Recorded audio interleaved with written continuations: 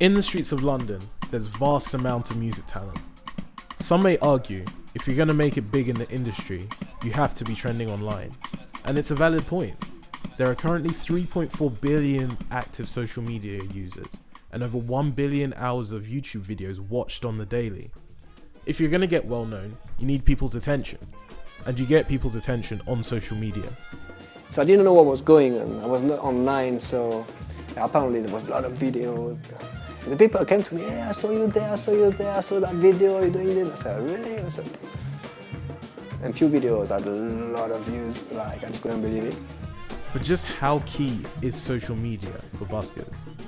It has become like a big instrument for me here now. Well, Instagram. Instagram, yeah. You have to be good there. Like you have to have some schedules or when to upload stuff and stuff like that. Like trying to do it very more professional than just social stuff, just to make sure that it's gonna help me and the music thing. Nowadays we probably need to use it. It helps.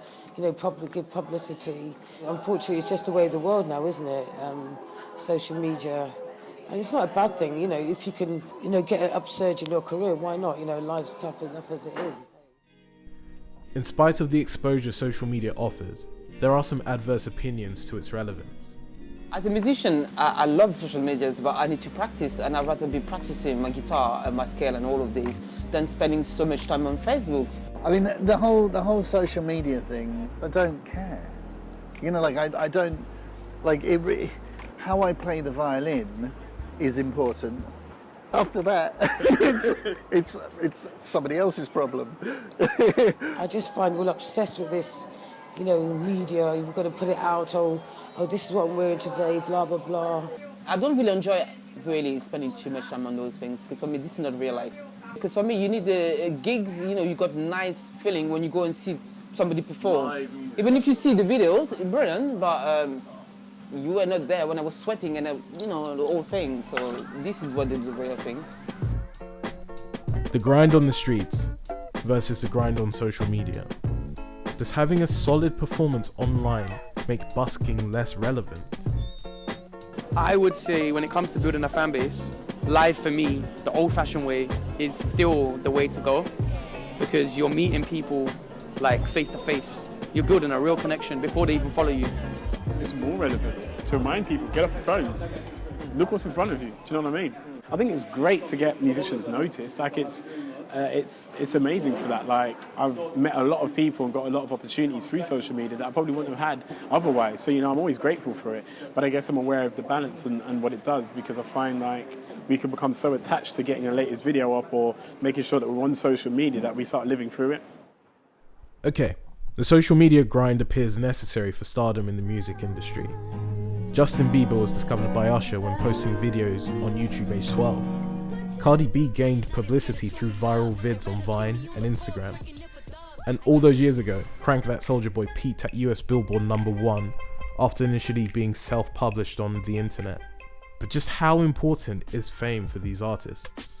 I wanted to be able to pay my bills, but do I want to be well known that everybody chasing me in the street? No. Okay. Hell no. I had a little bit of that. Everybody thought you was rich and want to know a little bit piece of you, and I'm thinking this is hard. No, because then I'm thinking, do I want to be like somebody like Beyonce? No. My privacy's got no price. Back in the day, you do a show and then people would want to sign, can you sign my thing? And it was a very strange experience because you're kind of going this person perceives me in a way that isn't actually me. I've become this sort of object. Seeing as fame may not be the most important factor for these street performers, what is? For me, it is just the love of music. Obviously, I would love for my music to be heard all around the world and for it to, reach as many people's ears as possible. So, if fame comes, then that's a bonus and I'll embrace that. But the music, for me, is what comes first. What's happening with social media, I think, is, now everybody wants to make it, whatever that means. It's nice when you get an extra follower or whatever, but I think all of that, again, just clouds our mind, takes away from the point. And if you're a musician, yes, you've got to pay your bills, yes, you have to be noticed and all that, but at the same time, The point is the music, and the point is what you're trying to get across. The grind on the street, the grind online. They are two different worlds. Both are avenues towards becoming a known artist. The value placed on each depends on the intention. Do you want fame? Or do you just have a sheer joy for playing music? But as an audience, there is an entire world outside of our mobile phones. Sometimes put down the Instagram, pause the Spotify, and you might hear something pretty awesome.